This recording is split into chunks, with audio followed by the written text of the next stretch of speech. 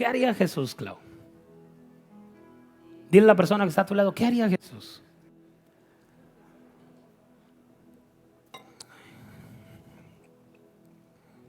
Ayer estábamos en medio de tanto trabajo y de pronto en un momento entré al Facebook y vi la publicación de una persona que estaba pidiendo ayuda porque sus papás se contagiaron de COVID y ella también. Y leo todo el mensaje que ella envió. Y termino de leer, los conocemos, fueron parte de la iglesia hace años.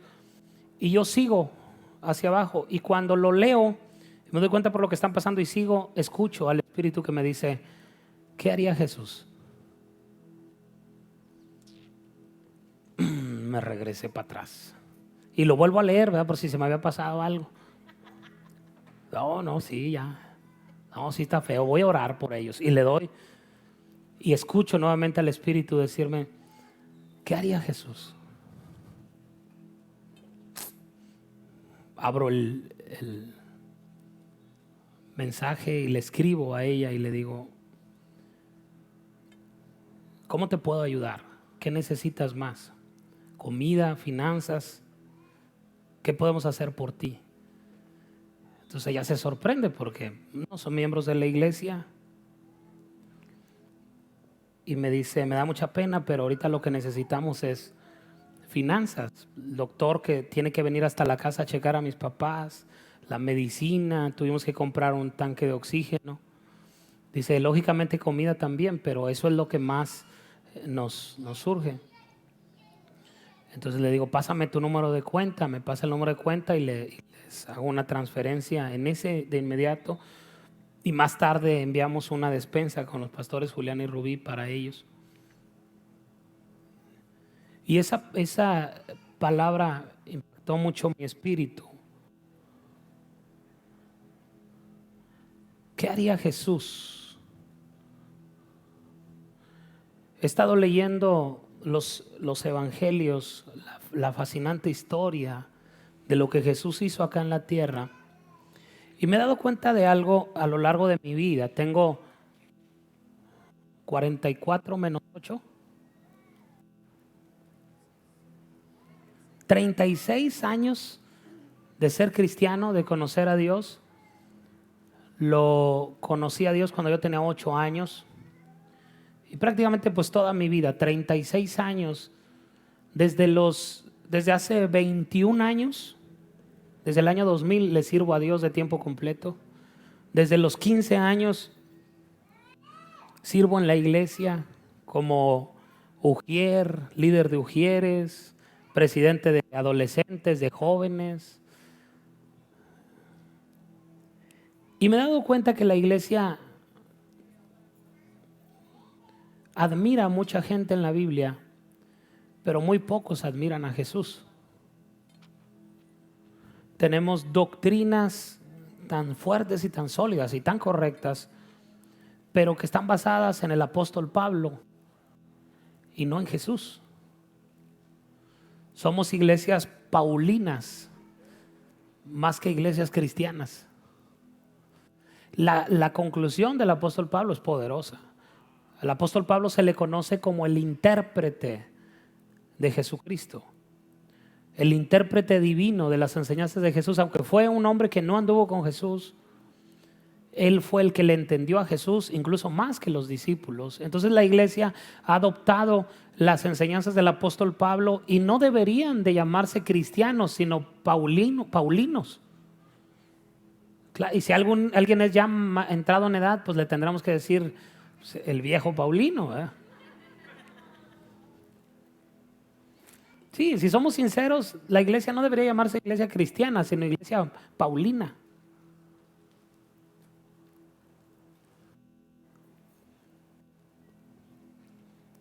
Y creo que debemos volver a ser cristianos. Dile a alguien, tenemos que volver a ser cristianos. ¿Es mala la enseñanza del apóstol Pablo? No, es poderosa, es gloriosa. Tu vida cambia cuando tú lees al apóstol Pablo. pero jamás llegarás a ser un cristiano verdadero si no le pones atención a la vida de Jesús. Por eso mi intención al enseñar esta serie de mensajes de una iglesia con la cultura de Jesús es esa: regresar a la iglesia a ser cristiana. No dejar de admirar las enseñanzas del apóstol Pablo, porque creo que sería un error. Es una base bien poderosa y bien sólida, pero una cosa es lo que Jesús era y otra cosa es lo que Jesús enseñaba.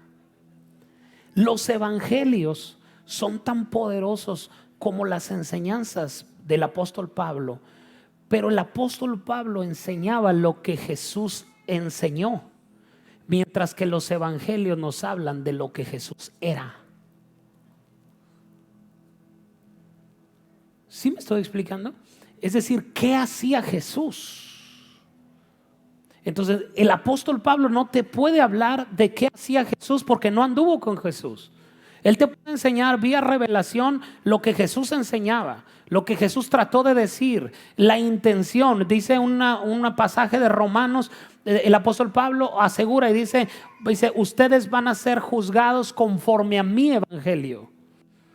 O sea, el apóstol Pablo está diciendo palabras muy, muy fuertes. Está diciendo la medida que Dios va a usar para juzgar a la humanidad es mi evangelio. El asunto, eso no le quita relevancia ni operancia al evangelio de Jesucristo. El evangelio de Jesucristo es poderoso. Entonces, si nosotros queremos ser una iglesia que impacte a la sociedad hoy en día, necesitamos ser cristianos nuevamente. En la tarde estoy tratando de descifrar lo que voy a compartirles. Les soy honesto, todavía no lo descifro al 100%, pero ya tengo el título y se oye bien chido, ¿verdad? Ya lo vio, fariseos modernos. Y todos están diciendo, no me pierdo esa predicación, y todavía no la tengo, ¿verdad? Pero la voy a tener, se lo prometo. Porque mire, un fariseo, perdón, me está cambiando la voz por la edad. Un fariseo no es otra cosa que un intérprete de la ley. Ellos se sentían la ley, pero no eran la ley, solo eran intérpretes de la ley. ¿Quién es un fariseo moderno? Aquel que trata de interpretar lo que la Biblia dice bajo su propia conveniencia. Es decir, no es lo que en realidad la Biblia dice, sino lo que ellos interpretan de lo que dice. ¿Ok? Entonces, regresar a la cultura de Jesús en estos días nos debe permitir regresar al carácter de Jesús. Me dio mucha risa porque yo compartí ayer, antier en mi Facebook, y si antes de juzgar y emitir un veredicto en contra de otro, nos preguntáramos, ¿qué haría Jesús? Si yo me he dado cuenta de esto, si yo pongo Dios te va a bendecir, prosperar, incrementar en esta semana, tiene 200 o 300 likes y se comparte 180 veces. Pero cuando yo pongo eso, llega a duras penas a 50 likes y unas 10, 15 personas lo comparten porque son declaraciones no populares. ¿Verdad? A usted le pone a Adán Guerrero, esta semana vas a estar empoderado, y ¡pum! 500 likes, ¿verdad? Y a la torre. Pero le pongo ahí, antes de emitir un juicio y todo, ay, como que el pastor no oró, estaba enojado, se levantó de malas, ¿verdad?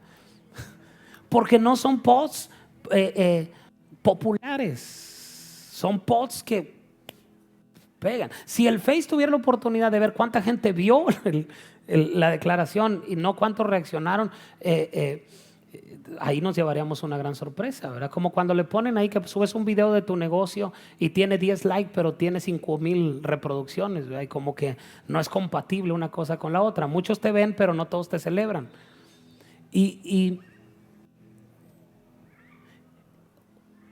Omar, un muchacho que se congrega con nosotros, compartió esa declaración y yo ya le iba a decir, oye, pues qué amigos tienes, ¿verdad? Siempre que sube algo le tupen, ¿verdad? Y alguien le puso ahí, hay que ver la diferencia entre juzgar y condenar. Es diferente, porque el apóstol Pablo lo que dice que juzguemos correctamente. Lo malo es juzgar de forma incorrecta.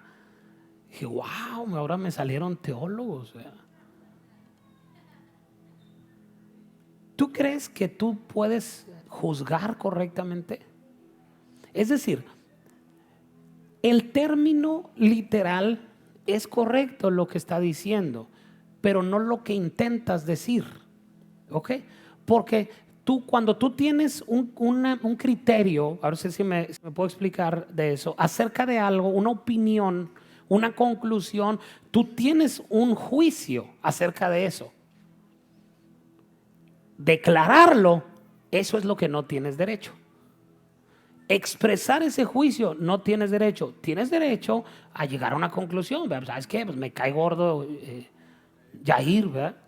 Y yo sí, porque iba a decir, no. Me cae gordo Yair. Tengo todo el derecho de que me caiga bien o me caiga mal. Expresarlo, eso es lo que no tengo derecho. Y yo sé que algunos van a decir, ¿y por qué? Si yo soy sincero y si yo no soy hipócrita. Una cosa es no ser hipócrita y sincero y otra cosa es no tener amor. ¿Verdad? Entonces, sí, claro que es diferente juzgar a condenar. Pero tú no puedes condenar a nadie. Aunque tú digas algo, tú no lo puedes condenar. No tienes ese poder. Entonces, cuando yo hablo de antes de emitir un juicio o un veredicto en contra de alguien, o sea, antes de decir algo, mejor antes haz una pausa y pregúntate, ¿qué haría Jesús? Antes de extenderle la mano y decir, este está mal, aquel también, este pues más o menos me cae, pero este no, este tampoco. Antes de descalificar a alguien, ¿por qué no preguntarnos, ¿qué haría Jesús? Y yo creo que eso nos llevaría más al carácter de Jesús. Porque nos podemos centrar, Tania, en Jesús dijo esto. Ok, sí lo dijo, pero ¿cuál es el antecedente para decirlo? Porque tú puedes sacarlo del contexto y utilizar las palabras de Jesús para condenar a alguien. Y cuando los dijo Jesús, no fue para condenar a alguien. Sí, yo te hablé el otro día de Lucas 20, donde Jesús le dijo a los fariseos, les dijo, bueno, entonces yo tampoco les voy a contestar con qué poder hago estas cosas. Ustedes no me contestaron a mí, yo no les contesto a ustedes. Entonces tú tomas eso, pero lo usas con la persona incorrecta y te va a ir mal. Entonces la iglesia lo que ha hecho es tomar las declaraciones de Jesús para usarlos cuando más le conviene, para condenar, para juzgar a alguien. Y tenemos que entender, no solo tenemos que estar de acuerdo con lo que la palabra de Dios dice, tenemos que estar de acuerdo con el carácter del que lo dijo. Ok, entonces, ¿qué haría Jesús en ese caso? Creo que todos nosotros tenemos los suficientes problemas personales como para andar buscando los de otros y diciendo, no, tú estás mal por esto, tú estás bien por aquello, no, aquel, mis respetos. Como tenía un amigo yo hace muchos años, ya no es mi amigo, gracias a Dios, pero sí, pero ya antes sí era mi amigo. Y él decía, cuando éramos jóvenes en la iglesia, nos íbamos a quedar a la casa de alguien y en la noche nos poníamos a platicar. Ya ves que en la noche uno, noche de confesiones, ¿verdad? No, él tenía una costumbre, él decía, que me perdone mi compadre tal, pero es un esto y aquello y lo otro y lo otro. Ya, y que me perdone mi compadre tal otro, pero el otro día esto, y que me perdone. Le dije, oye, ya párale, déjame proceso la enfermedad, la situación del primero. Le digo, ya llevas como 4 o 5, ¿cómo retengo la información de todo para mañana decirlo? Ya. O sea, él pensaba que por decir que me perdone mi compadre Fide, pero como decía la hermana Márgara Francisca, ¿verdad? Decía, con todo respeto, pero de respeto no había nada. Diga conmigo, ¿qué haría Jesús? Quiero que veamos algunos pasajes en la Biblia de lo que Jesús haría en momentos difíciles. Vaya conmigo. Híjole, este pasaje van a saltar chispas. Lo vamos a leer en 2 evangelios para que quede más claro. Bueno, vamos a leerlo en uno para no perder tiempo en eso. Lucas capítulo 7, versos del 1 al 10.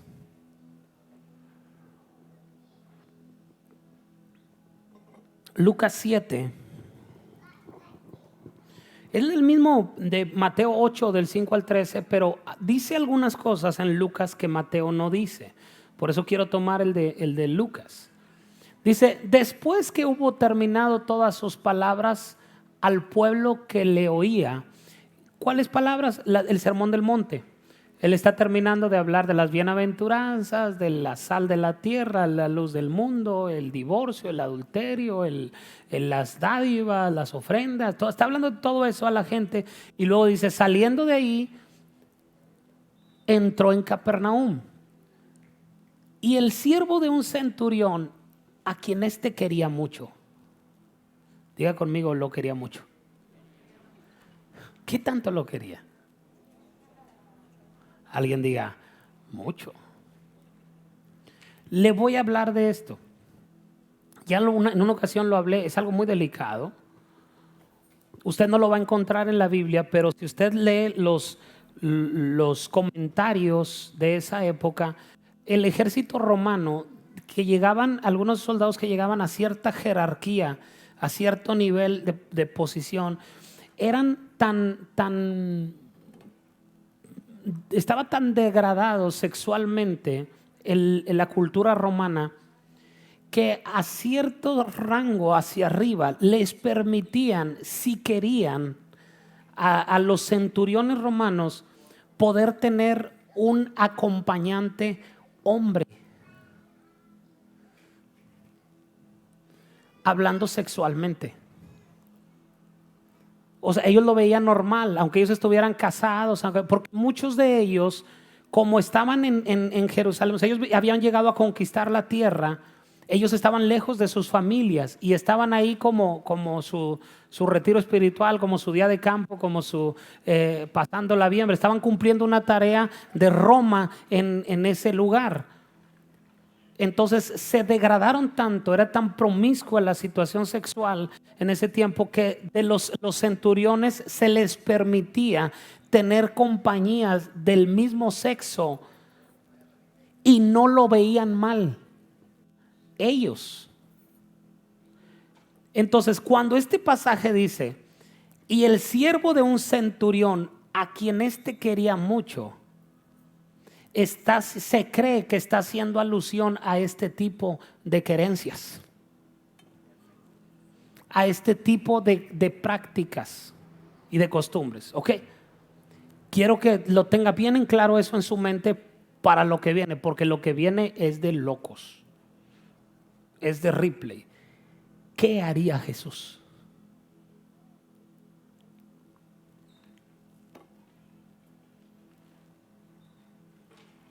Alguien diga, está cañón. Y se estaba enfermo y a punto de morir. Verso 3.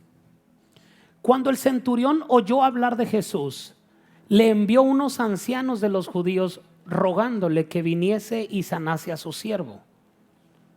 Y ellos vinieron a Jesús y le rogaron con solicitud, diciéndole, miren lo que le dijeron los siervos del centurión a Jesús. Le dijeron, es digno. ¿Cómo le dijeron? ¿Qué le dijeron? Yo les pregunto algo, ¿era digno?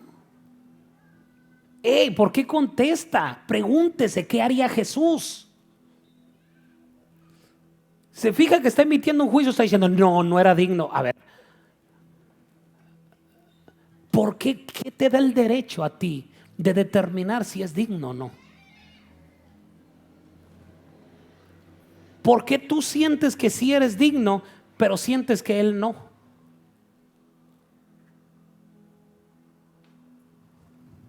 Sonría, sonría, sonría. Ay, me agarraron en la maroma, pero sonría.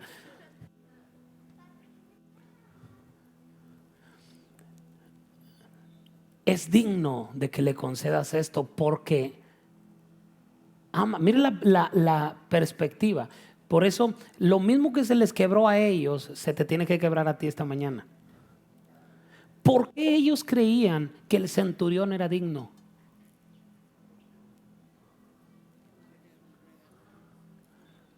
Porque amaba a la nación y edificó una sinagoga. Este cuate hace cosas que los que son dignos no hacen. Haces conmigo. Es decir, lo que para la gente no es digno o es digno, tal vez para Dios sea todo lo contrario. Ok, quiero que se le quiebre la cabeza y ahorita se la reconstruyo. Ok. A ver, pastor, ¿qué me está diciendo? Mira, ellos están diciendo, es digno. ¿Por qué? Porque ama nuestra nación, porque nos ha construido sinagogas. ¿El que sigue? Verso 6.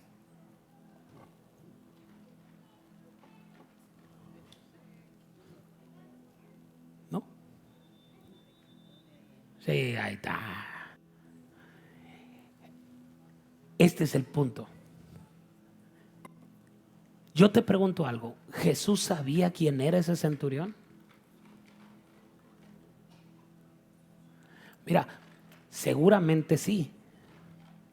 Seguramente sí. No puedo decirlo porque no soy Jesús, pero seguramente sí sabía quién era. Sí sabía de quién le estaban hablando.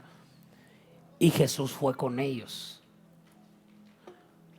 Pero cuando ya no estaba lejos de la casa, el centurión envió a él unos amigos diciéndole: Señor, no te molestes.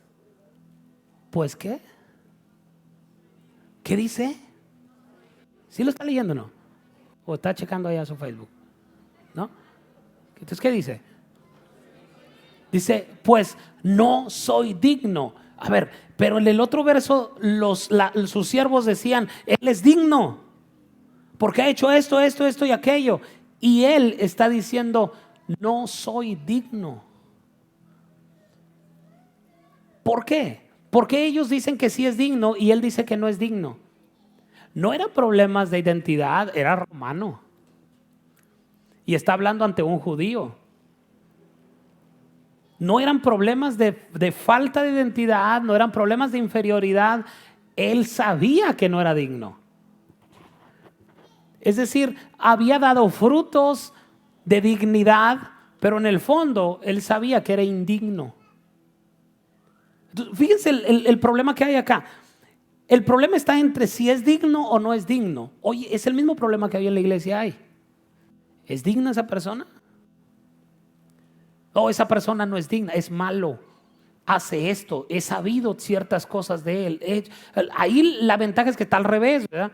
Ahorita la iglesia piensa que no son dignos y la persona piensa que sí es digno. Antes era al revés, ¿verdad? La gente pensaba que era digno y él dijo, no, ¿sabes qué? Lo acepto, francamente y sinceramente.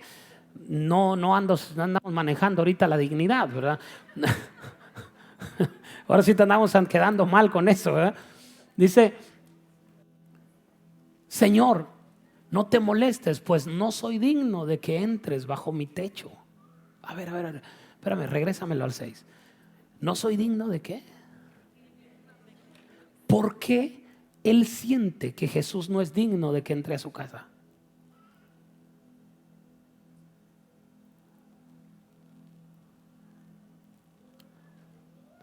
Porque dentro de su casa están sucediendo cosas que él no quiere cambiar. Porque tal vez él podría estar practicando cosas equivocadas adentro de su casa, pero al entrar Jesús todo eso se iba a romper. Quiero transformar mi casa, quiero cambiar mi casa, pero ¿sabes qué? Mira, mi problema es que quiero que lo sanes, no quiero nada contigo. No soy digno ni quiero serlo. Sí, sí me estoy explicando. O sea, la situación en el centurión romano que todo el mundo hemos admirado y que todo el mundo dice, wow, fue y se inclinó ante Jesús y fue, pues no era tan sana la situación. Estaban sucediendo cosas en su vida, en su familia, en su entorno, en su casa, que no se sintió digno de que Jesús entrara en su casa. Dice, no soy digno de que entres bajo mi techo. ¿Por qué? Porque precisamente bajo su techo está el problema, ¿verdad? El verso 7 dice, porque lo que ni aún me tuve por digno de venir a ti, pero di la palabra y mi siervo sanará. Aquí hay algo que a los fariseos se les va a retorcer la mente. Espero que no haya fariseos modernos acá. Si a ti se te está retorciendo la mente, tienes que venir a la reunión de la tarde.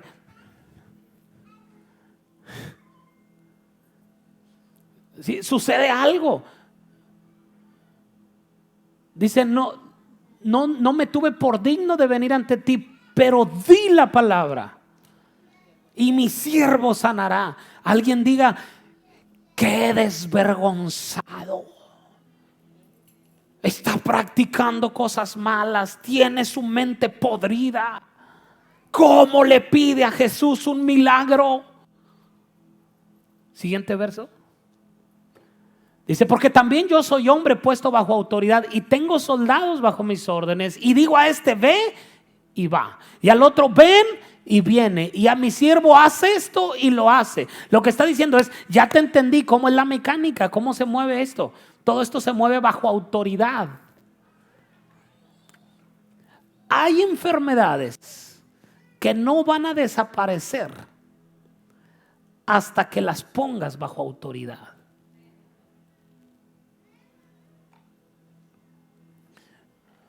Siguiente verso, el 9. Dice, al oír esto, miren lo que dice. Tú estás enojado porque este tipo practicaba no sé qué cosas. Y Jesús se maravilló de él. Diga conmigo, ¿qué haría Jesús? Alguien que se le esté quebrando la mente, diga, ayúdanos, Padre. Ey. Ahorita se le reconstruyó la mente. O sea, se la quiero destrozar para ahorita armársela, ¿verdad? Porque aquellos que dicen, bueno, ahorita se los digo. Dice, al oír esto, Jesús se maravilló de él y volviéndose dijo a la gente que le seguía, les digo que ni aún en Israel he hallado tanta integridad. Amén. ¿No? Dice que ni en todo Israel he hallado tanta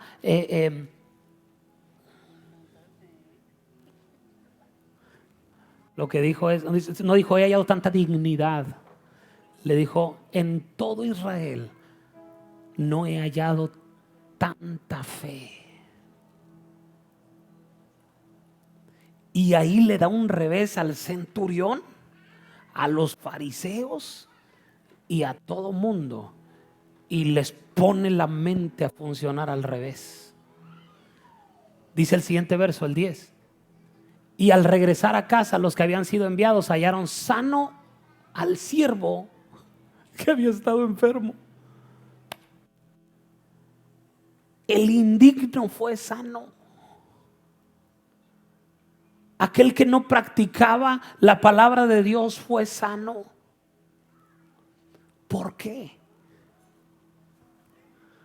Tú tienes que aprender algo, porque los milagros no se mueven en dignidad, se mueven en el terreno de la fe. Él sabía que si Jesús se metía a su casa, entonces tenía que dejar de practicar lo que estaba practicando. Si te fijas, Jesús sabía la situación y él quería ir. Dile a alguien, Jesús quiere ir a tu casa. Dile, Jesús quiere ir a tu casa. Él quiere entrar hasta la cocina. Él quiere entrar a tu casa. Él quiere ir a visitar, quiere vivir ahí. El asunto es que yo no sé si tú quieras que él vaya a tu casa. Él no va a llegar y va a decir todo está bien sucio, todo está tirado, mira cuánta pobreza, mira por qué tienes esto aquí, por qué tienes... No, no, no, no. Él va a llegar y se va a alegrar y decir, wow, qué bonita está tu casa. Gracias por invitarme a tu casa. Y se va a sentar ahí y va a empezar a observar todo y se va a parar y va a recoger la ropa que está tirada. Va a traer la escoba y va a empezar a barrer, va a traer el trapeador y va a sacar todo el mugrero que hay debajo de la cama. Todas las telarañas que... ¿Sí sabe qué significa que haya telarañas en su casa? ¿Saben que eso tiene un significado? Las telarañas que hay, ¿sí sabe qué significa? Que hay arañas. ¿Por qué pensaba? ¿Que era algo espiritual y que los demonios y todo? No, no, no. Los demonios no hacen telarañas, son las arañas. ¿Ok? Entonces quítelas con una escobita y se pueden quitar. Es que Dios me mostró que ahí estaba anidado un demonio. No, es una araña. No es un demonio. Sí, lo que sea. Así me estoy explicando. Es decir, Jesús no aprobó la práctica. Se maravilló de la fe. Hay pecadores que... No, nomás este. Hay pecadores que van a experimentar más milagros, pero no van a experimentar una transformación en su vida. Hay gente que está triste porque no ha recibido un milagro que está creyendo, aunque su vida esté transformada. Cuando Jesús está en tu casa, entonces todo cambia en tu entorno. Las prácticas erróneas cambian. El orden en tu casa cambia, las finanzas cambian. Es cuestión de tiempo para que todo comience a cambiar. Por eso el centurión dijo: no más, no te metas a mi casa, envía la palabra y mi siervo sanará. No quiero cambiar mis prácticas, solo quiero salvarle la vida al centurión. Y Jesús le dijo: ok, quieres el milagro pero no quieres al Dios de los milagros. Ok, ahí está el milagro. Yo prefiero al Dios de los milagros, no sé tú. Pero si tú llevas a Jesús a tu casa, entonces prepárate, cosas van a comenzar a cambiar, cosas van a ser transformadas en tu casa. ¿Qué haría Jesús? Jesús transformaría tu casa, Jesús transformaría tu familia, te aceptaría tal y como eres, pero te ama tanto para dejarte como eres. Lo que tú me estás diciendo, pastor, es que tal vez él era alguien que tenía prácticas homosexuales y como quiera Jesús iba a ir a su casa. Sí. Ninguna práctica de ese centurión iba a cambiar el corazón de Jesús. ¿Sí me estoy explicando? Él acepta el homosexualismo. No me malinterpretes. Él acepta a las personas tal y como son. Cuando él llega, las abraza. Y mira, todavía ni siquiera llegaba a su casa y ya se sentía indigno. Imagínate si se mete a la cocina. Por eso mucha gente no quiere a Jesús cerca, porque cuando Jesús se acerca te hace sentir indigno por su luz que hay en él. Pero él te abraza y te dice: tranquilo. Hay una escena que me encanta en la segunda temporada de Chosen, no sé si ya lo vieron, donde María Magdalena, la mujer que fue libre de 7 demonios ahí en la serie, regresa a las andadas, ¿verdad? Regresa a la taberna donde Jesús la rescató y ya la estoy espoleando, ¿verdad? Pero bueno, regresa allá. Y Jesús manda a Pedro y a Mateo por ella. Y cuando viene, imagínense la vergüenza que sentía ella del solo levantar sus ojos y volver a ver a Jesús. Ella le decía: es que tú me sacaste de ahí, yo regresé a donde me sacaste. Y Jesús le dice: yo sabía que había esa posibilidad. Es que tú no me entiendes, es tan difícil. Y Jesús decía: yo sé que es muy difícil, pero para eso estoy aquí. Es que me siento indigna. Y Jesús le dice: pero yo te perdono. No sé si pueda mantenerme así. Dice: pues vamos a intentarlo. O sea, a cada problema Jesús le daba una solución. Hay gente que a cada solución le da un problema. Y esa escena es tan, yo empecé a llorar cuando vi esa escena porque ella se sentía tan culpable y Jesús estaba tan fresco y le decía, véame a los ojos. Y ella ni siquiera lo podía ver a los ojos, y cuando voltea la vista y lo ve, él le dice, yo te perdono, y le da un abrazo. Y ahora ella es 2 veces rescatada por Jesús. Jesús no la condena, Jesús no le dice por qué te fuiste, Jesús no la castiga, no le dice vete a cortar leña por portarte mal, no le dice ¡pah! Mujer pecadora, vas a estar en disciplina 3 años. ¿Sabes cómo arregla Jesús las cosas? Diga conmigo, ¿qué haría Jesús? Lo solucionaría con un abrazo.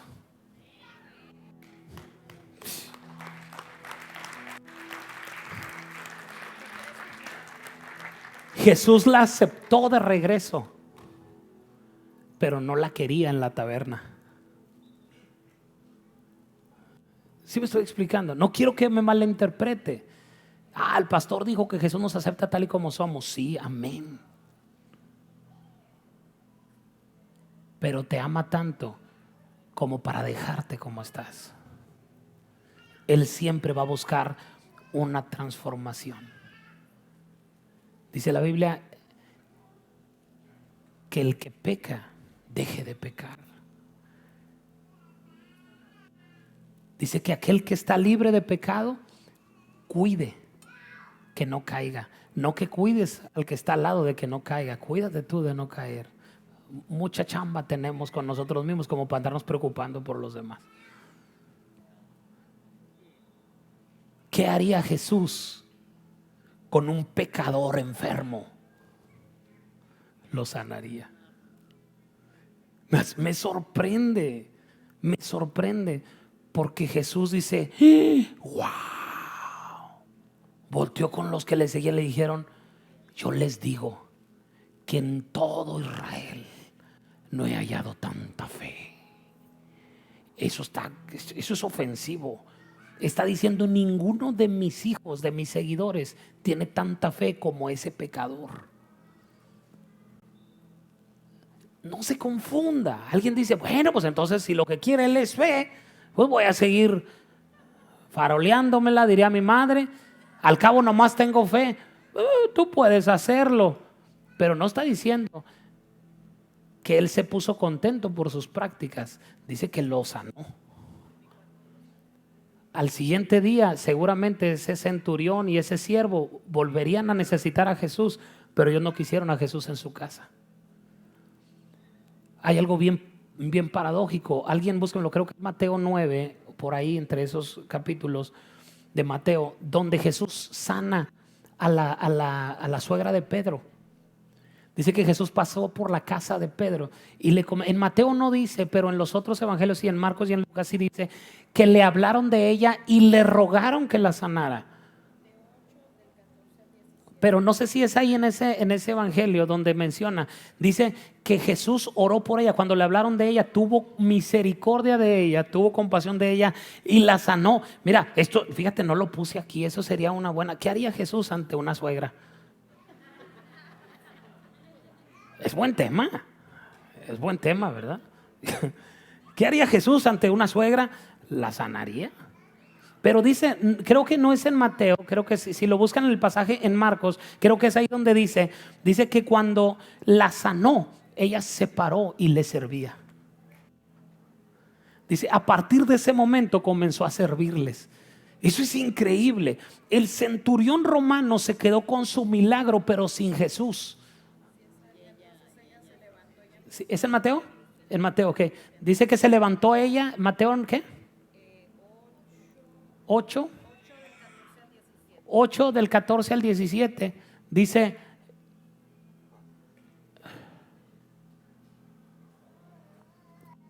vino Jesús a casa de Pedro. Con el centurión no quiso meterlo a su casa, pero Mateo sí quiso meterlo a su casa. Dice, y vio la suegra de este postrado en cama con fiebre. ¿Qué haría Jesús ante una suegra enferma? Sí, es un buen tópico, es algo bueno. Dice, y tocó su mano y la fiebre la dejó y ella se levantó y les servía. Qué impresionante es esto. No solo la sanó, le dio un propósito, le dio un futuro, le dio un sentido. Ella se levantó y comenzó a servirles. Tal vez era una de las mujeres que seguían a Jesús a donde quiera que Jesús iba. ¿Me estoy explicando? Entonces, cuando ella es sanada, ella es restaurada y comienza a cumplir propósito. El centurión tal vez siguió con sus prácticas. Tú puedes tener fe para un milagro, o puedes invitar a Jesús a entrar a tu casa y que lo transforme todo. Tú lo decides. Número 2, Mateo 8, versos del 18 al 21. Sí, seguramente fue eso. Como él no tenía suegra, pues sí, se puso a sanar a los demás, a la suegra de los demás.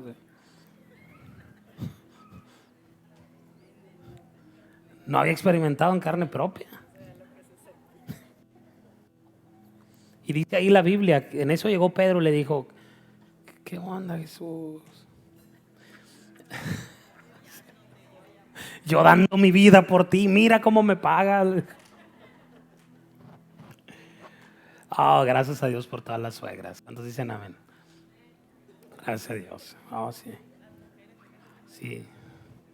Sí, todas las mujeres del que ya su suegra fallecieron dijeron amén, ¿verdad? Por eso. Viéndose Jesús rodeado de mucha gente, verso 18 al 21 de Mateo 8. Miren lo que dice. Es de replay esto. Esto está loco. Yo lo leí y dije: loco. ¿Qué dije? Loco. Dice: viéndose Jesús rodeado de mucha gente, mandó pasar al otro lado. Y vino un escriba y le dijo. Un escriba es un religioso, es un intérprete de la ley. Un escriba es alguien que siempre estaba escribiendo los acontecimientos, pero no venía de parte de Jesús, sino venía de parte del Sanedrín para documentar todo lo que él hacía. Era como un reportero, vamos a decirlo así, de aquella época. Dice: y le dijo: maestro, te seguiré a donde quiera que vayas. ¿Qué haría Jesús ante un religioso?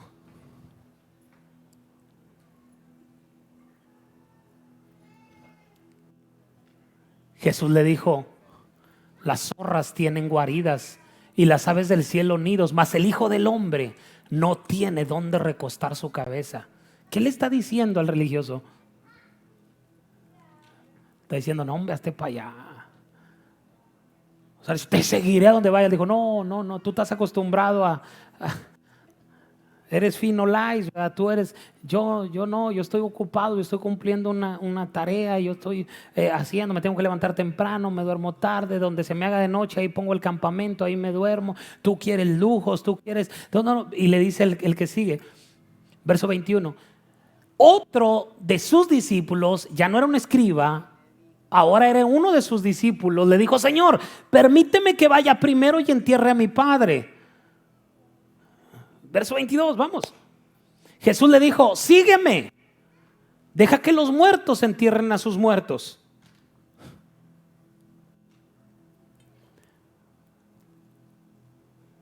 No, hasta el 22.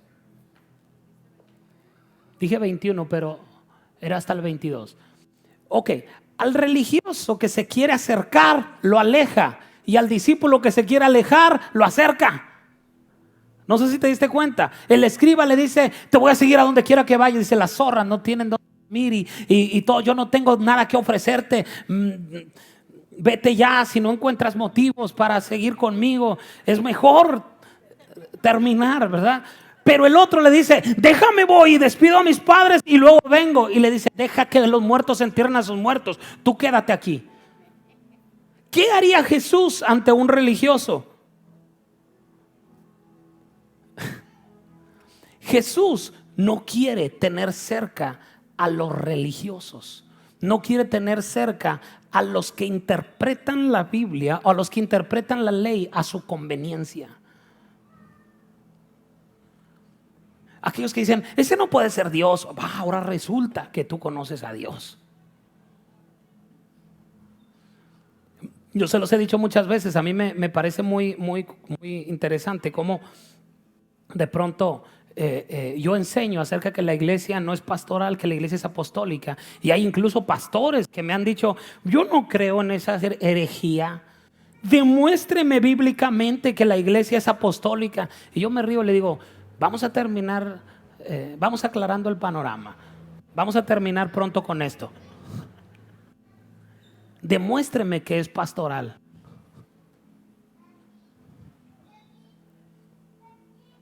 No. O sea, usted es el que está enseñando. Pues yo ya enseñé. Usted es el que quiere refutar, refútemelo con fundamentos bíblicos. Dígame bíblicamente que la iglesia es pastoral. Muéstreme una iglesia pastoral en la Biblia. No es mi tema hoy. Lo que trato de decirles es, hay gente que ha interpretado la Biblia a la luz de la experiencia de otros, no a la luz de lo que dice la palabra. Yo les he dicho lo que mi hermano enseñaba. Decía que había un señor en el rancho que no sabía leer. Entonces, como no sabía leer, pues no podía ver en la Biblia, pero predicaba. Entonces su esposa se llamaba Francisca y no le decían Francis, a ella le decían, él le decía Pancha.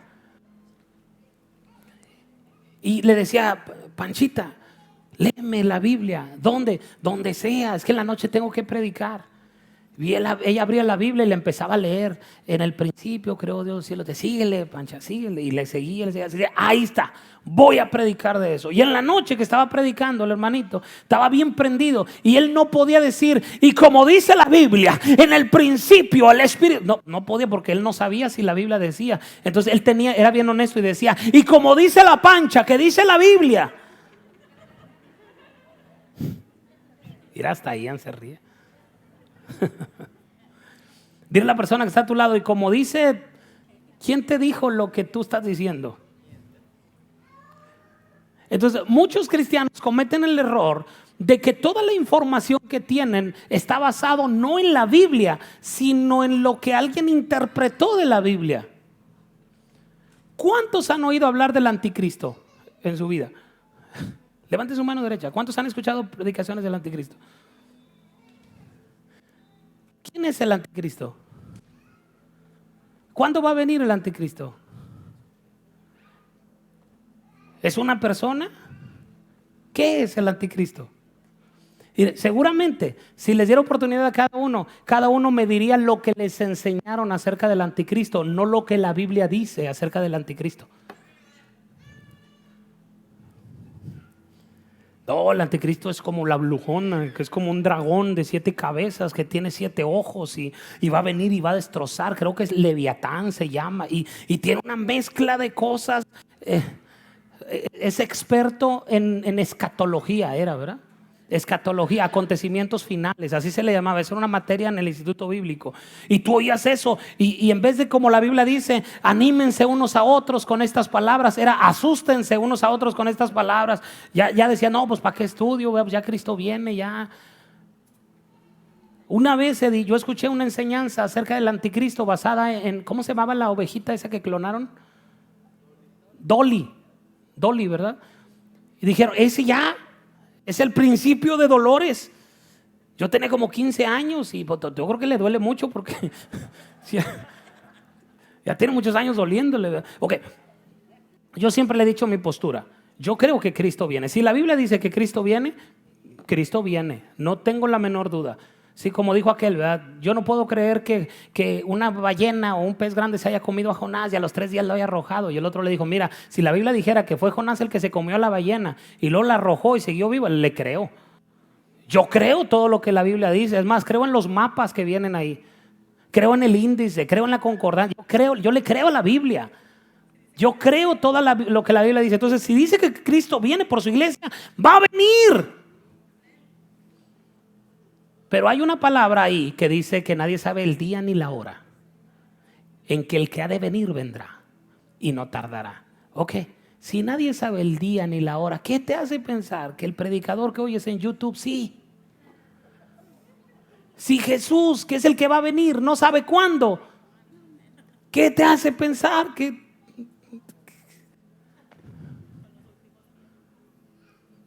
O sea, si te sirve de aliento, yo acepté a Cristo a los 8 años y ya eran los últimos tiempos. Tengo 44. Han pasado 36 años de los últimos tiempos. Entonces, no estoy haciendo escarnio de la enseñanza, estoy diciendo acerca de la interpretación de lo que la Biblia dice. La gran mayoría de la iglesia tiene la conclusión de lo que alguien les enseñó. Dicen que el mundo se acaba para el que lo ahorcan hoy, ¿verdad? Entonces, a veces es una oración escapista. Cristo, ven por tu iglesia porque ya estamos bien atorados. No crece y no jaló. No jaló. Entonces, vámonos, ¿verdad? Antes de que se den cuenta que no jaló, vámonos. Y Dios dice, no, espérame, yo no me voy a llevar una iglesia en derrota. Yo me voy a llevar una iglesia que gana. Yo me voy a llevar una iglesia que crece. Yo me voy a llevar una iglesia triunfante. Yo no me voy a llevar una iglesia para librarle de los problemas y sacudirle los problemas. No. Yo me voy a llevar una iglesia que está ganando, que está gobernando, que está triunfando, que está creciendo, que está prosperando. Esa es la iglesia de Jesucristo que Él va a venir a buscar. Amén. Entonces, ¿qué estoy tratando de enseñar? Que hemos sido adoctrinados o hemos sido entrenados por religiosos que no están ni siquiera cerca de Jesús. ¿Sabes por qué? Porque Jesús repele a los religiosos. Ese religioso le dijo, quiero estar cerca de ti. Le dijo, no, esté para allá. No, ya estamos completos, mira, estamos bien llenos. Ya no, aborta, vámonos. Y volteó con Pedro y le dijo, sácalo. Y uno de los discípulos le dijo, Señor, ¿qué te iba a decir? Déjame nomás voy. Y todo dijo, no, chiquito, tú aquí te quedas. ¿Cómo sé que lo que me está enseñando esa persona está alejado de Jesús? Porque es religioso. Porque está interpretando la Biblia a su conveniencia, no a lo que dice literalmente. Déjenme lo saco del shock. La Biblia solo menciona 4 versículos en toda la escritura. 4 versículos hablan del anticristo. Y en los 4 se refiere a algo que está sucediendo desde la época bíblica. Entonces llegaste tarde, hermano. Y los 4 versículos están en las epístolas de Juan, primera, segunda y tercera de Juan. Pero a nosotros dijeron que era uno de los reyes de allá de Francia, no me acuerdo cómo se llama, ya ni existe el tipo, ¿verdad? Pero que alguien que tiene una mancha aquí en la frente y ese es el anticristo. Tranquilo, cuando Dios venga por su iglesia no le va a pedir permiso a los religiosos. ¿Qué haría Jesús ante un religioso? Se alejaría de él. Marca una raya y diría, de la raya para atrás que estamos trabajando. Los religiosos se entorpecen, los religiosos te hacen lento. Alguien diga algo, diga ouch por lo menos. Quiero pasar a un punto. Mateo 8, 28 al 34. Si se fijan, no he salido de Mateo 8. Es solo un capítulo. No, hombre, deje que lleguemos al capítulo 12 de Mateo. A lo mejor en la noche hablo de eso porque los fariseos se asustaron porque Jesús arrancaban espigas en el día de reposo.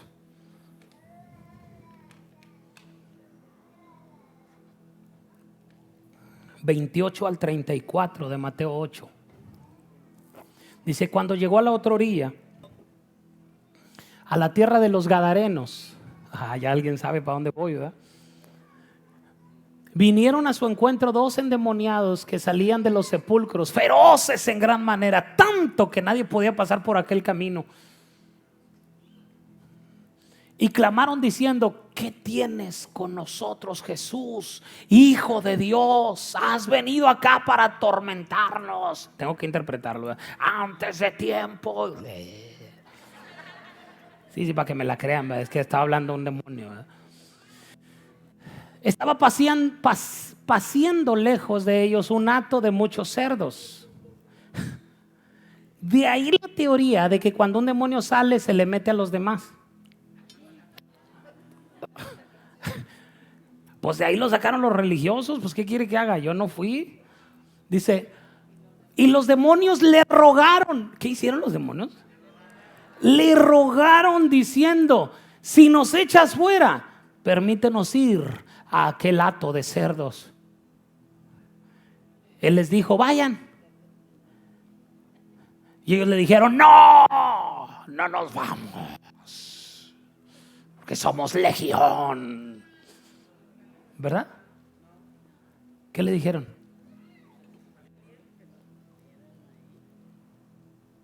Y ellos salieron, se fueron a aquel hato de cerdos, y aquí todo el hato de cerdos se precipitó en el mar por un despeñadero y perecieron en las aguas. Y los que lo apacentaban huyeron, y viniendo a la ciudad contaron todas las cosas y los que habían pasado y lo que había pasado con los endemoniados. Y toda la ciudad salió al encuentro de Jesús, y cuando le vieron le rogaron que se fuera de sus contornos. Gadara era una ciudad,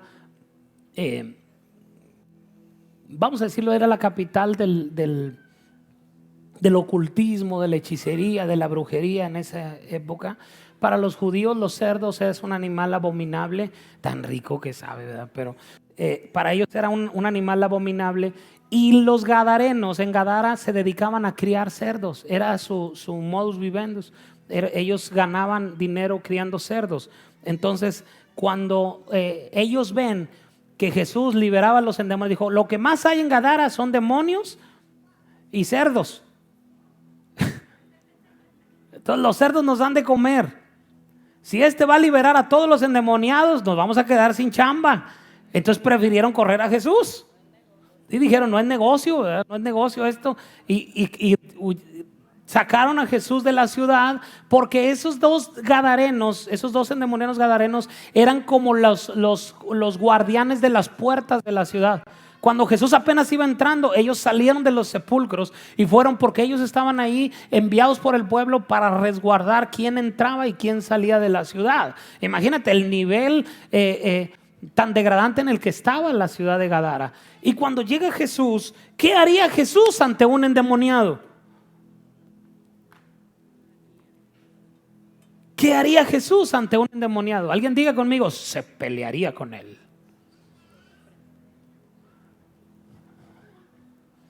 Pues no vemos a Jesús peleándose.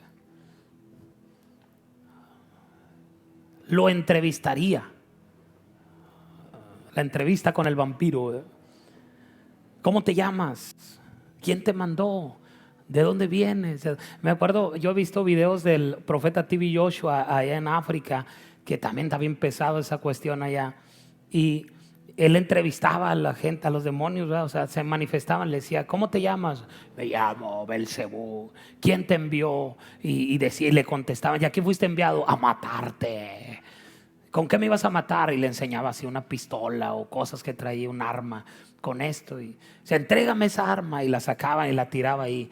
Y luego ya le decía, sé libre. ¡Pah! Caía al suelo y totalmente libre. Es una unción que tiene T.B. Joshua. Por acá no andamos manejando ese tipo de entrevistas de trabajo de ese tipo, no andamos manejando. Era porque Dios le permitía a T.B. Joshua mostrar públicamente, porque había mucha gente ahí que estaba en esa situación, hay mucha brujería, es como si fueras a Haití. Haití ahorita es la capital mundial de la hechicería y del ocultismo y de todo eso. Tú tienes que ir con demostraciones allá, tienes que ir con un poder de esa índole. Pero nunca en la Biblia vemos a Jesús entrevistando a los demonios y simplemente los liberaba. En alguna ocasión unos endemoniados le dijeron, somos legión. Pero no era para hacer un espectáculo, un show. Simplemente Jesús se interesaba no en descubrir al demonio, sino en liberar a la persona. La fuente de todo. ¿Qué haría Jesús ante un endemoniado? Buscaría a la persona que está escondida en él, no al demonio, sino a la persona. A veces somos muy amarillistas y queremos que el demonio hable, que el demonio, mire, están escuchando su voz, están escuchando. No, yo no quiero escuchar al demonio, no tiene nada bueno que decirme. Yo lo que quiero es rescatar a la persona que está metida en esa situación y sacarla de ahí y mostrarle el amor de Dios a esas personas. Es decir, ¿qué haría Jesús ante un endemoniado? Lo libera. lo hace libre, no lo puede dejar como está, lo hace libre, no lucha con él, no pelea. ¿Cuántos endemoniados están aquí?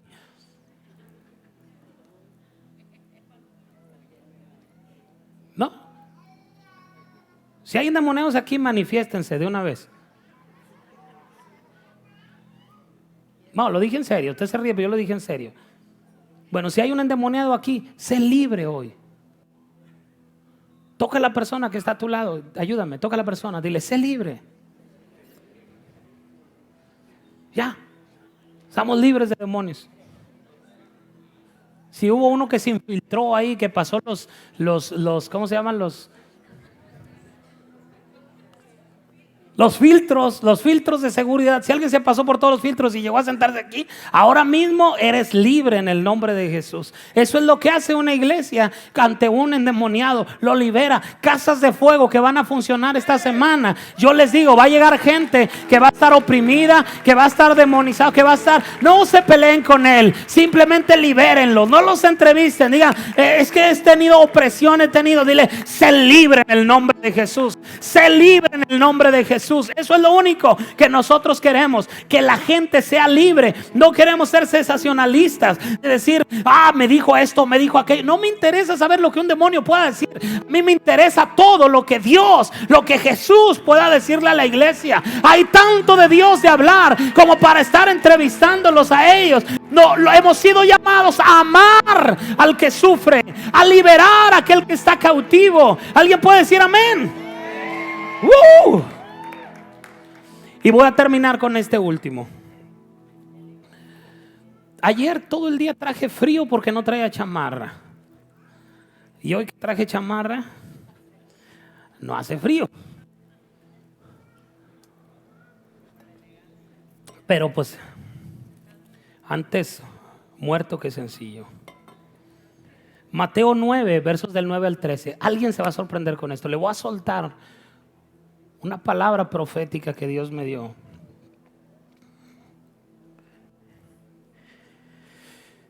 ¿Qué haría Jesús ante un publicano? Dice, ¿ya no estamos ahí? Mateo 9, versos 9 al 13. Dice, pasando Jesús de allí, vino a un hombre llamado Mateo. Mira, Mateo está hablando de Mateo. Entonces se trata con cariño, ¿verdad? Dice que estaba sentado al banco. Sí, porque es el único evangelio que habla de eso llamándose a sí mismo Mateo. Los otros le llaman Leví. Como que los otros no terminaban de aceptar a Mateo. No lo llamaron como Jesús lo llamó. Lo llamaron como se llamaba él. Entonces, si te fijas en Marcos y en Lucas, se menciona el llamamiento de Mateo, pero se menciona como Leví. Muchas veces la gente no te va a aceptar como Dios te llama, te va a querer llamar como ellos quieren llamarte. Pero tu identidad es lo que tú pienses de ti. ¿Ok?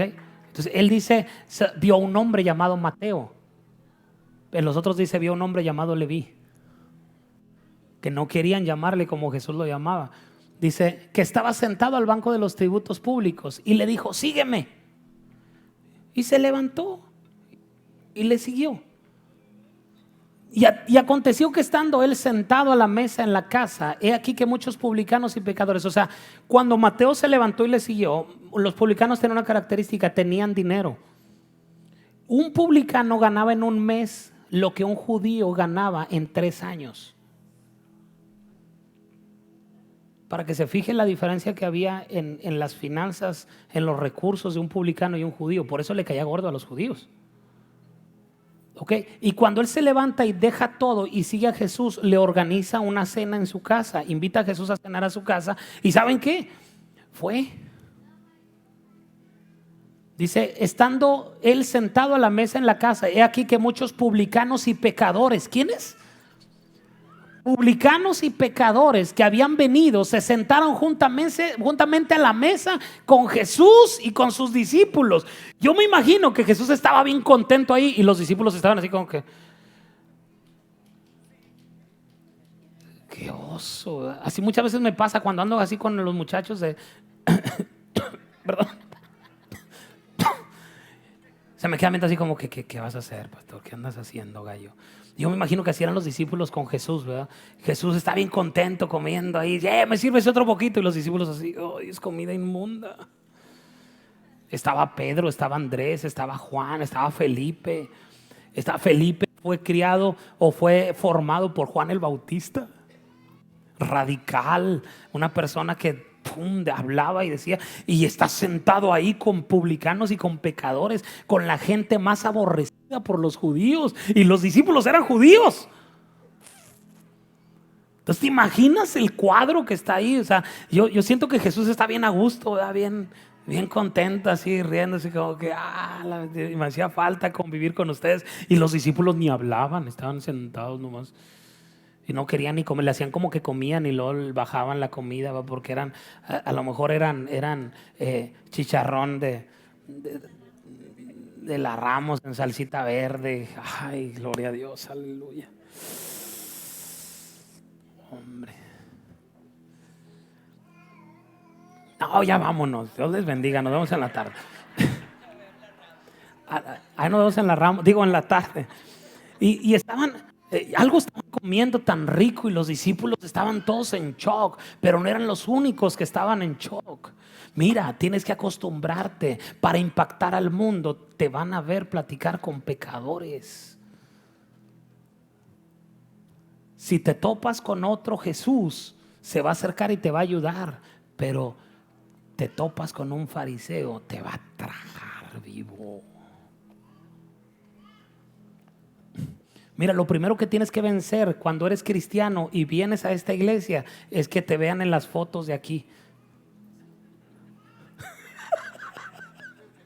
Sí, mucha gente no superaba los primeros 6 meses. Nomás no me tomen fotos, no me tomen fotos. No, pues no se la estamos tomando usted, nomás usted se atraviesa. Es que todavía no estoy preparado para que la gente sepa. Ahora te vieron comer con publicanos y pecadores o qué. Es que esos de la carpa son bien quién sabe cómo, dice. Cuando vieron esto los fariseos, aquí empieza el problema. Dile a alguien, ¿qué te importa lo que piensen los fariseos? Dile a ellos, ¿te mantienen? ¿Te dan pensión? ¿Te pagan el seguro? ¿Te dan comisión? ¿Viven en tu casa? Entonces let it be, sé feliz, sé libre, ¿qué importa? Mira, si no hay un fariseo que te esté criticando, es porque tal vez eres uno de ellos. Si te fijas, fariseos no critican fariseos. Eso está buena. Fariseo no come fariseo. Cuando vieron esto los fariseos dijeron a los discípulos, ¿por qué come su maestro con los publicanos y pecadores? Al oír esto Jesús les dijo, pues porque los sanos no tienen necesidad de médicos sino los enfermos. Id pues y aprendan. Mira lo que le está diciendo a los fariseos, expertos en la ley, doctores en la ley, intérpretes de la ley. Le dice, aprendan esto. Aprendan lo que significa misericordia quiero y no sacrificio, porque no he venido a llamar a justos, sino a pecadores al arrepentimiento. Yo no vine, mira lo que está diciendo Jesús. Yo no vine a la iglesia, vine a los que están afuera de la iglesia. My God. ¿Qué significa? ¿Que Él no va a venir a la iglesia? Sí, significa que Él va a venir a celebrar junto con nosotros los cambios que estamos provocando allá afuera. Los domingos y los miércoles sirven para celebrar junto con Jesús que tantas personas recibieron a Cristo allá afuera, que las familias están siendo salvadas, que los enfermos están siendo sanados, que los cautivos están siendo liberados. De eso se trata la iglesia. La iglesia se trata de venir y celebrar. Pero Jesús no vino para la iglesia. Jesús vino para los que no están en la iglesia. ¿Alguien puede decir amén a eso? Ahora, Dios me dio una palabra y quiero que se agarren de su silla. Híjole, me resistí mucho, pero no sé cómo vaya a resultar esto. Alguien ayúdeme.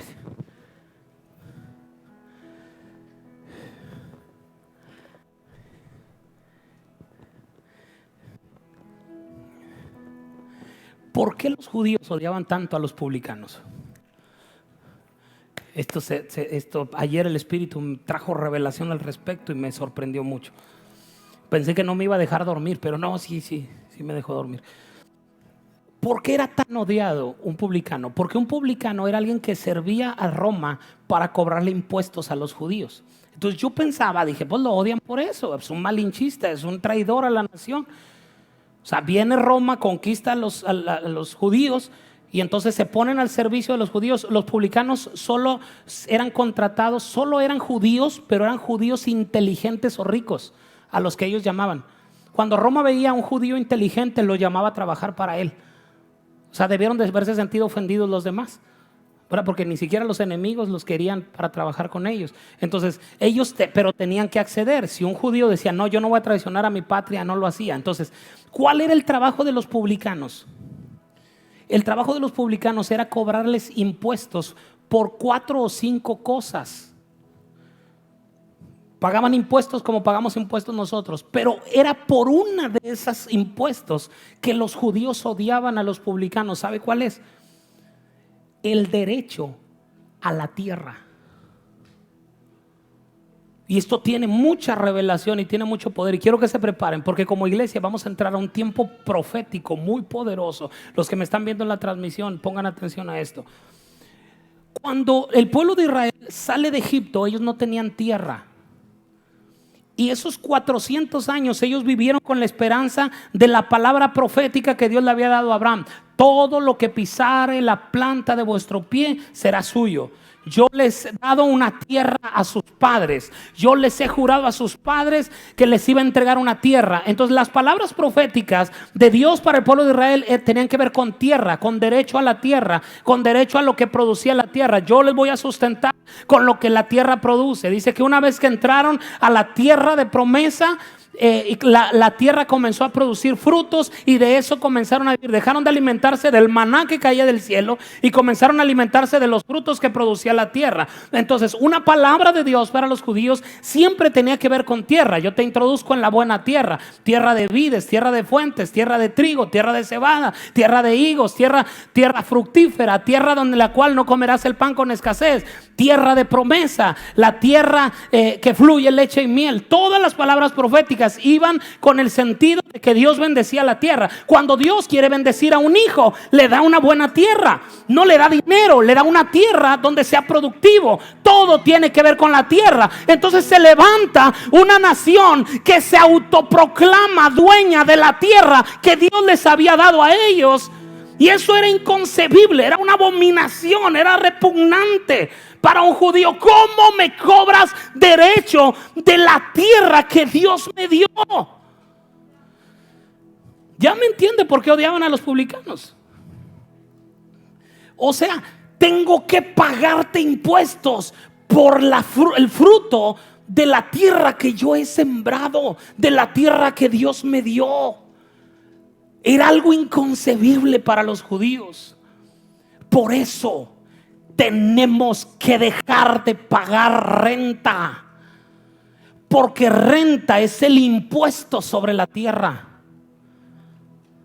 Y Dios no te llamó para pagar renta sobre la tierra que Él te entregó. Él te llamó para ser dueño de esa tierra.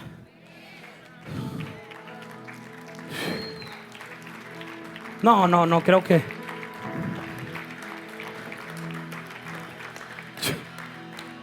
cuando Dios te da una tierra, no solo te está dando un terreno, un pedazo de terreno, te está dando una casa, te está dando un trabajo, te está dando riquezas, te está dando provisión, te está dando sustento, desde lo más básico hasta lo más ostentoso que te puedas imaginar. Lo que tú trabajes en tu tierra es el nivel al que tú vas a llegar. La casa que tú quieras construir, la puedes construir en esa tierra. El negocio que tú quieras levantar, lo vas a levantar en esa tierra. Las finanzas que tú quieras producir, las vas a producir en esa esa tierra. Por eso los judíos crecen con una enseñanza, con una filosofía en su mente, con una certeza: la tierra le responde a su dueño.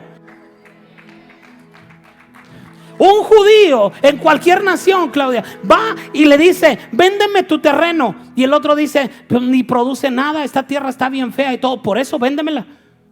Pero es que no te quiero perjudicar, tú véndemela.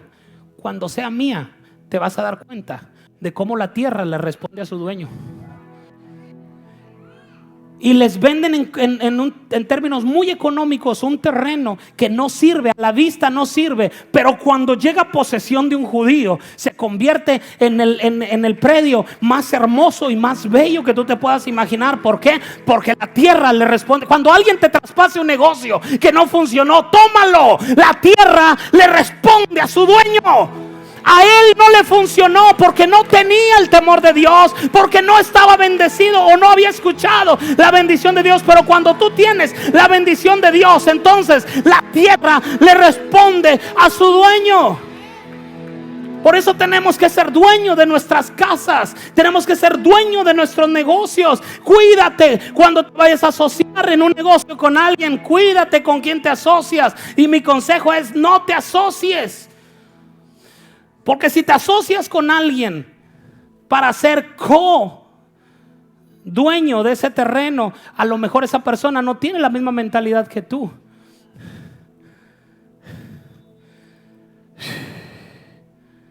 Es tiempo de ser dueños de la tierra. Dios te quiere dar el 100%. ¿Por qué le darías el 50% a un socio que no tiene temor de Dios? Ahora, si el otro es el que puso la lana y te invitó, métete, pronto va a ser tuyo. Porque Dios te va a bendecir. Y cuando ellos digan: ¿sabes qué? Este negocio no jaló, no funcionó, ahí te lo dejamos, Josué. Tú lo agarras y dices: tranquilo. Y la tierra comienza a responderle a su dueño. La tierra comienza a levantar frutos. Por eso odiaban a los publicanos. Dice: había publicanos y pecadores, y Jesús estaba con ellos.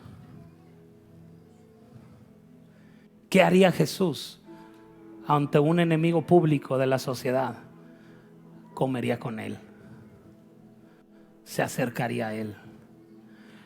Dios prefiere, alerta con lo que voy a decir, Dios prefiere comer con un pecador que con un religioso.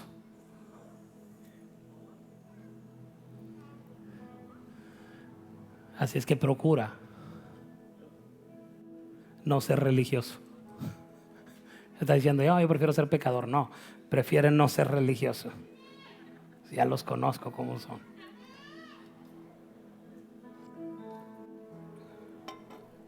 ¿Cuántos reciben esta palabra?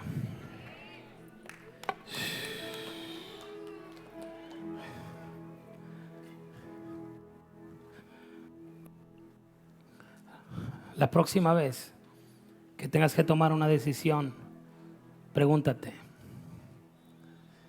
¿qué haría Jesús? ¿Podemos estar de pie?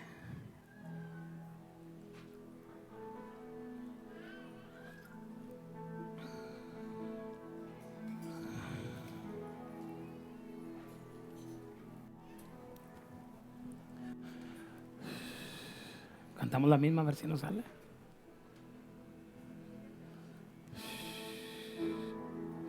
Hoy he venido aquí para decirte dos cosas. Es que me faltan palabras y no tengo más que decir. Así es. Si pudiera entender el lenguaje perfecto, aún así las palabras serían la voz del... ¿Quieres salir de tu lugar y venir acá al frente? Vamos, estamos tomando la cultura de Jesús. Hoy he venido aquí para decirte dos cosas. Es que me faltan palabras y no tengo más que decir. Si pudiera entender el lenguaje, aún así las palabras serían la voz del viento, la voz del viento. Quisiera gritar, quisiera cantar, pero mis palabras no son suficientes para expresar. No tengo más que decirte hoy, solo palabras de mi corazón. No tengo más que decir, solo palabras de mi corazón. Te amaré, solo palabras de mi corazón. Te amaré, solo palabras de mi corazón.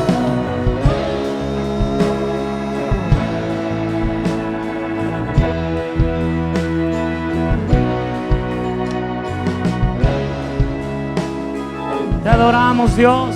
Puedes levantar tus manos y adorar a Dios.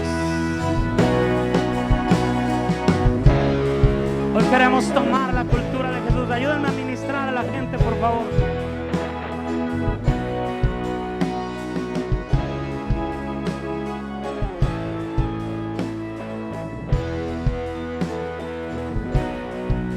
Espíritu Santo, toca cada vida, toca cada persona.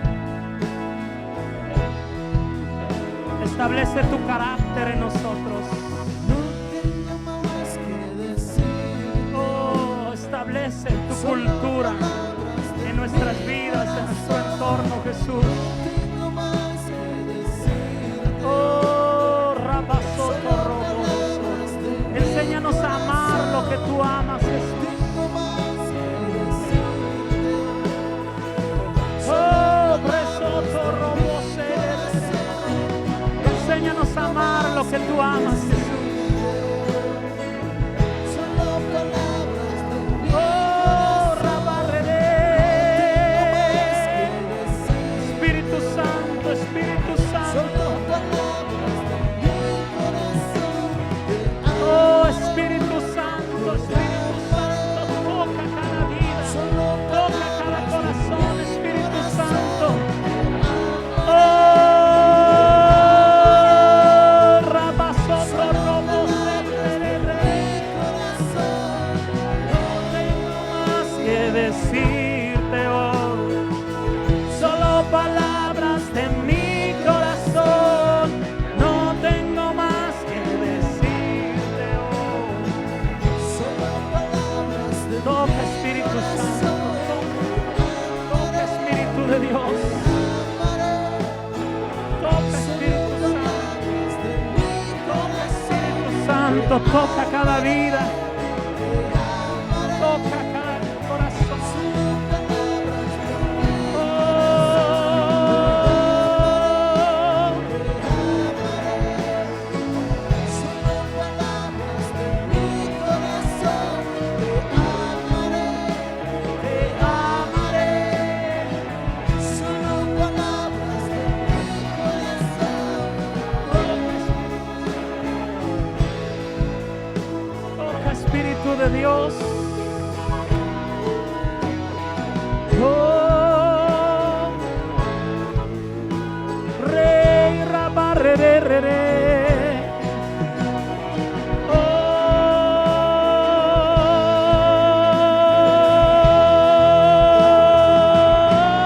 Oh, Presoto Robo Sei Rere Brabarrere.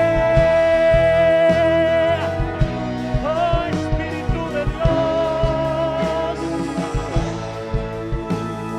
Queremos tu corazón, Jesús, queremos tu corazón. Queremos tu corazón en nosotros, Jesús. Oh, Espíritu Santo, Espíritu de Dios, Espíritu de Dios, toca Espíritu Santo, toca Espíritu de Dios. Oh, Espíritu Santo, queremos tu corazón en nosotros, tu cultura en la iglesia, Espíritu Santo, tu cultura en medio de nosotros, tu cultura en medio nuestro.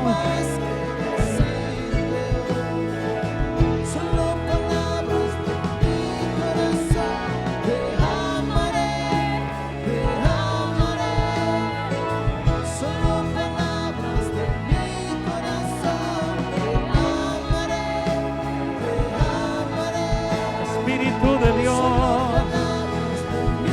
Espíritu de Dios, Espíritu Santo, Espíritu Santo, toca Espíritu de Dios, toca Espíritu Santo, toca Espíritu Santo.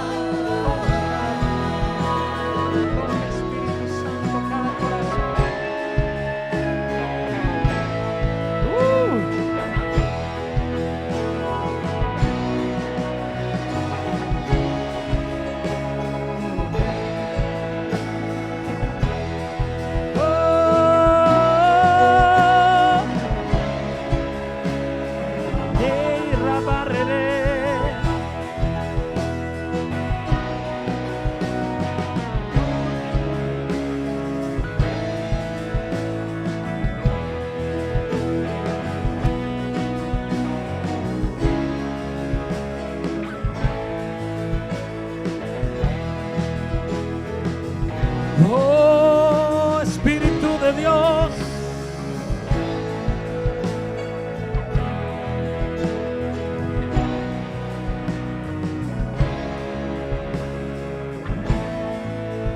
oh, Espíritu Santo, toca.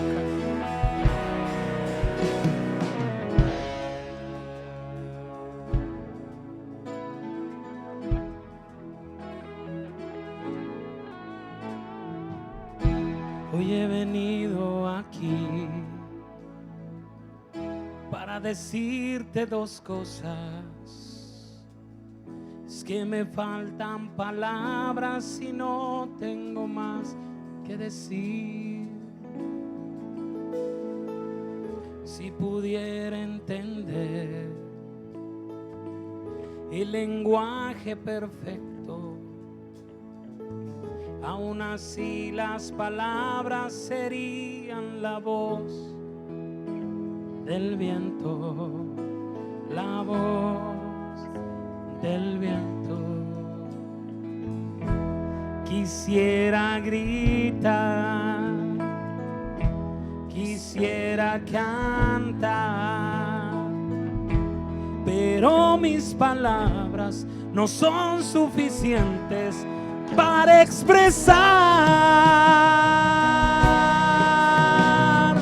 No tengo más que decirte hoy, solo palabras de mi corazón. No tengo más que decirte hoy, solo palabras de mi corazón. Te amaré, solo palabras de mi corazón. Te amaré, solo palabras de mi corazón,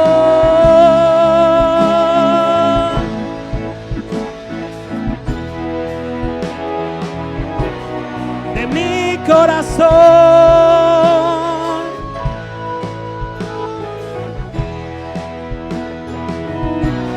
de mi corazón, yeah. De mi corazón,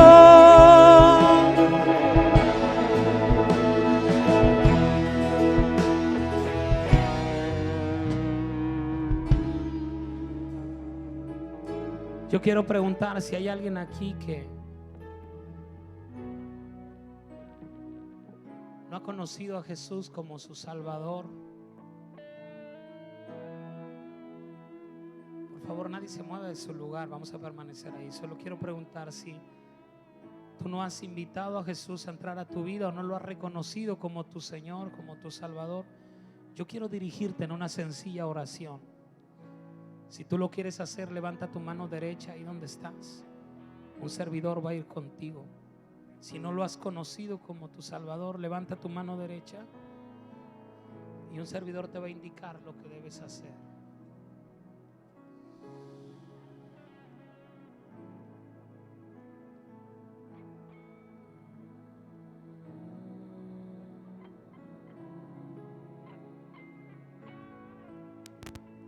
Espíritu Santo.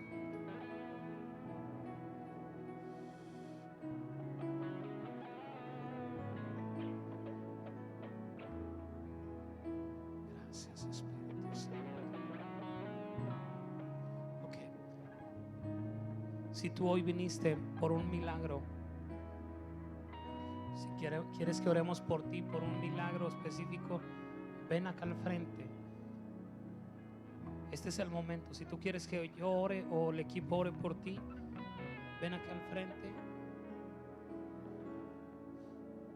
Terminando la reunión no lo podemos hacer, pero ahorita es el momento porque está la unción para hacer eso.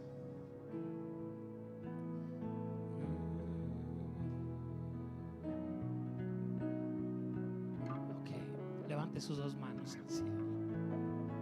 Gracias, Espíritu Santo, por estar aquí.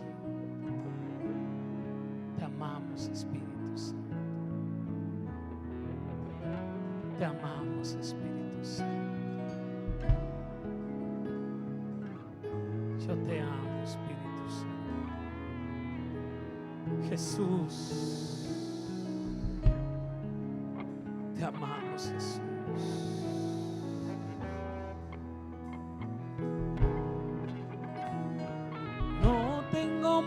Que decirte hoy, solo palabras de mi corazón. No tengo más que decirte hoy, solo palabras de mi corazón. Te amaré, palabras de mi corazón. Te amaré.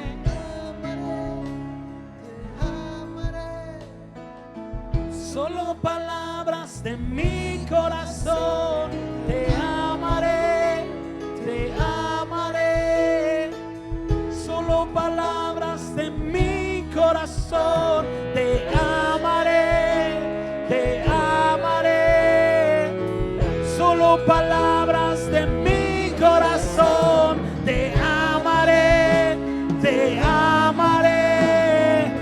Solo palabras de mi corazón. Te amaré, te amaré.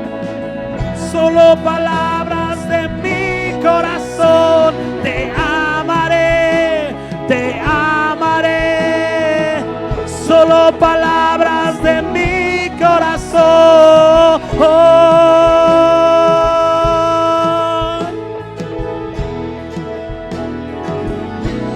De mi corazón,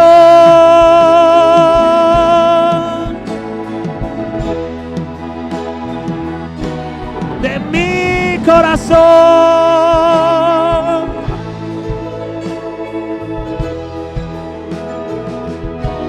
de mi corazón,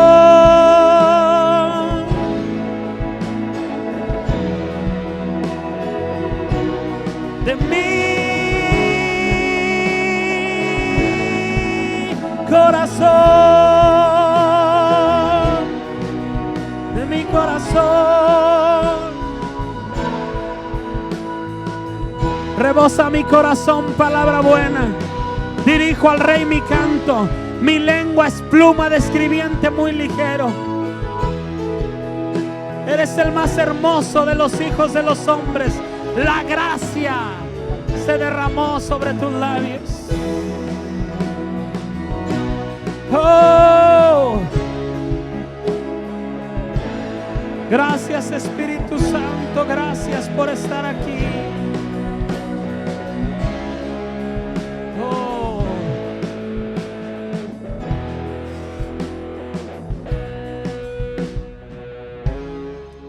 gracias Espíritu Santo. ¿Por qué no le das un abrazo a toda la gente que puedas antes de regresar a tu lugar? Abraza a alguien.